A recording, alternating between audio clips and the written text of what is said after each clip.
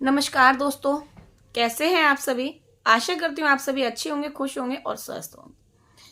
तो स्वागत है आप सभी का मेरे इस YouTube चैनल पर, जहाँ पर मैं बात करती हूँ आध्यात्म मार्ग में और आपके साधना और सिद्धि के ज्ञान के बारे में।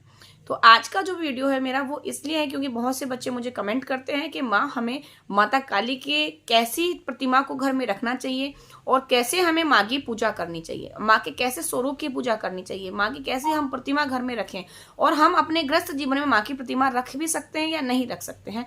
ऐसे बच्चे मुझे बहुत से कमेंट करते हैं, तो उसी के बारे में मैंने सोचा क्यों ना आपको ये एक वीडियो बना ही दूँ। तो वीडियो को अंत तक जरूर देखें, इसके बिल्कुल भी ना करें ताकि आपको सब जानकारी समझ में आ सके। देखिए, बात करें ग्रस्त जीवन में माँ की पूजा करने की, बहुत से बच्चे कहते हैं कि माँ हमको मना किया जाता है, पूजा नहीं करने दी जाती है, रोका जाता है। तो मैं समझ सकती हूँ ऐसा होता होगा, बहुत से लोग को रोका जाता होगा पूजा पाठ करने के लिए, क्योंकि माता काली जो है तंत्र में चलने वाली देवी है, तो इनके लिए रोका जाता होगा।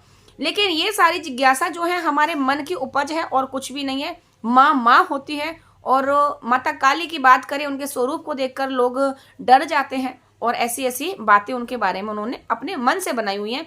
अगर एक बार माँ की सेवा में जाकर के देखिए, आपको पता लग जाएगा कि माँ के चरणों में कितनी शांति है। माँ है ये कोई राक्षस तो नहीं है। माँ ने ये स्वरूप क्यों धारण किया था? ये राक्षसों के संहार के लिए ही माँ ने स्वरूप धारण किया था, है ना। माँ ने अपने उसमें एक राक्षस का संहार करने के लिए रक्तपान किया था, जिसके कारण माँ का यह स्वरूप हो गया। माँ का यह रूप है किसका? माता पार्वती ने ही तो यह स्वरूप धारण किया था राक्षसों के संहार के लिए, और रक्तपान माँ ने ग्रहण किया था। उस समय माँ के शरीर से एक पुंज नीचे गिर गया था, जिसके कारण माँ का ये स्वरूप हो गया है, माँ का ये विकराल स्वरूप हो गया है। उसके बाद से ही माँ का रंग ऐसा हुआ, वरना माता पार्वती स्वयं स्वरूप में थी। तो उनको देखकर तो आपको ऐसी जिज्ञासा नहीं आएगी ये माता काली का रूप कौन है। ये माता काली स्वयं माँ पार्वती का ही तो स्वरूप है। माँ पार्वती ने तो ये रूप धारण किया था, तो फिर माँ से आप डरते क्यों हैं? तो माता काली का ही ये स्वरूप है और माँ पार्वती ने लिया है। जो माँ काली का जो स्वरूप है ये माँ पार्वती ने लिया, तो इनसे आपको डरने की जरूरत नहीं है। अब बात करें ग्रस्त जीवन में पूजने की, तो ग्रस्त जीवन में आप इनको माँ की तरह पूज सकते हैं। और प्रतिमा की बात रही तो प्रतिमा भी आप रख सकते हैं, लेकिन माँ का जो ये रूप है, माँ तंत्र में चलने वाली देवी है, तो इनकी जो ऊर्जा है वो प्रचंड ऊर्जा है। तो उसको ध्यान में रखते हुए आप घर में माँ की सौम्य स्वरूप की 1 से 1.5 फुट की प्रतिमा को घर में रख सकते हैं। माँ की आप तस्वीर कितनी ही बड़ी घर में रख लें, लेकिन बात करें माँ की अगर विग्रह की, अगर कोई पत्थर की या पीतल की प्रतिमा आप अपने घर में रख रहे हैं, तो वो आप 1 से 1.5 फुट की ही घर में रखें, इससे ज्यादा ना रखें।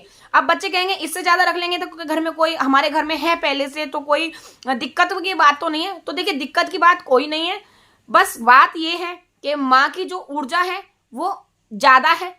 जितनी छोटी प्रतिमा होगी उतनी कम एनर्जी होगी, तो आप सहन कर पाएंगे, उतनी कम सेवा होगी।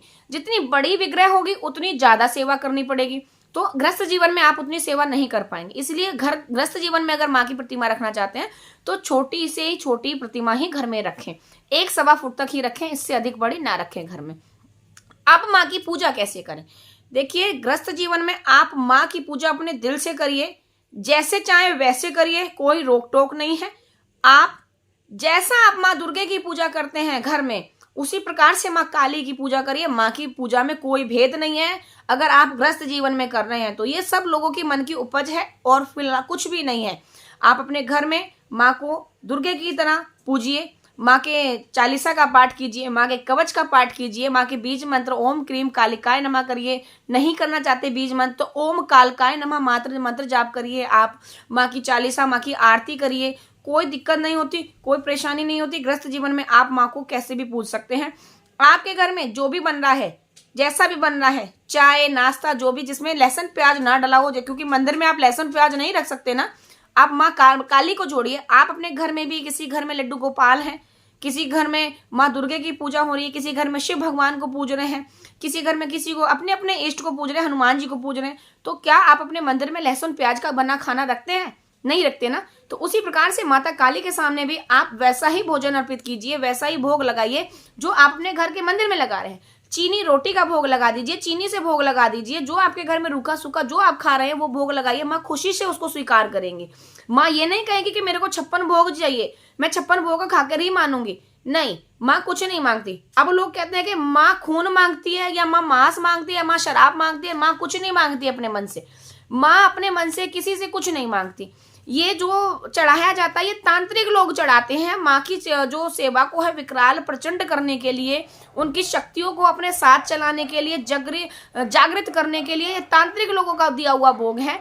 हम गृहस्थ जीवन में अपनी नॉर्मल पूजा पाठ कर सकते हैं, नॉर्मल भोग दे सकते हैं। जैसे माँ दुर्गा को चढ़ता है ऐसा माँ काली को चढ़ा सकते हैं। माँ अपने मुंह से कुछ नहीं मांगती। और ये जो भोग तांत्रिक लोग भी चढ़ाते हैं ना, ये माता कभी स्वीकार नहीं करती है, ना माँ ग्रहण करती है। ये जो तामसिक जो भोजन चढ़ता है, शराब, अंडे, मांस, मच्छी जो भी चढ़ता है, ये माँ की योगिनियां ग्रहण करती हैं। माँ कभी भी अपना ये भोजन स्वीकार नहीं करती। माँ सात्विक है और सात्विक ही भोजन स्वीकार करती है। जो तामसिक भोजन है ये माँ की योगिनियां खाती हैं। माँ पार्वती तामसिक थोड़ी हो सकती है।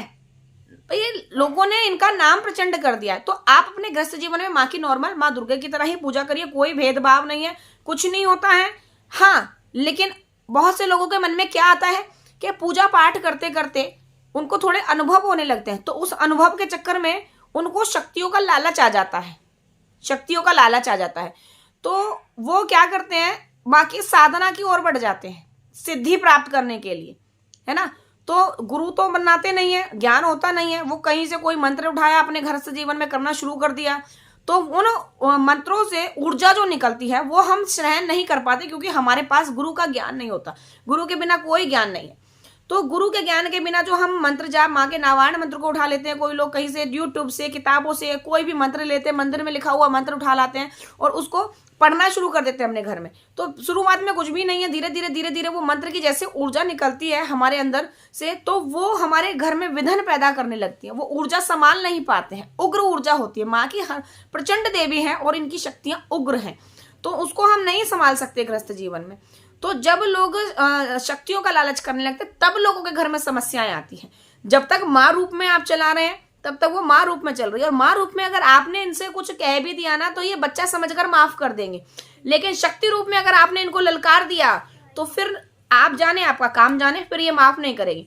क्योंकि फिर साधक को तो ये दंड भी देती हैं, सजा भी देती हैं और उसको ठोंक पीट कर मजबूत भी बनाती हैं, परीक्षा भी लेती हैं। लेकिन माँ रूप में ये परीक्षा नहीं लेती हैं, माँ रूप में ये दंड नहीं देती हैं, आपकी गलतियों को क्षमा याचना भी दे देती हैं। तो इनको शक्ति रूप में ना चलाएं, माँ रूप में साथ में चलाएं, ये पूर्ण फल देती हैं और अपना आशीष आपके सर पर बनाए रखती हैं। तो कोई भेदभाव नहीं, इसी प्रकार से आप पूजा पाठ करिए नॉर्मल तरीके से। अगर वीडियो अच्छा लगे तो इसको लाइक, कमेंट, शेयर जरूर करें। पहली बार मेरे चैनल पर आए हैं तो चैनल को सब्सक्राइब करना बिल्कुल भी ना भूलें। बेल आइकन को प्रेस कर दें ताकि आने वाली ऐसी ही और अधिक जानकारी से आपको वीडियो प्राप्त हो सके। आध्यात्म मार्ग में और तंत्र के मामले में आपको मैं यहाँ पर ऐसी ही वीडियो बना करके देती हूँ। तो जानने के लिए मेरे चैनल पर जाइए और वीडियो देखिए, आपको और ज्ञान मिलेगा।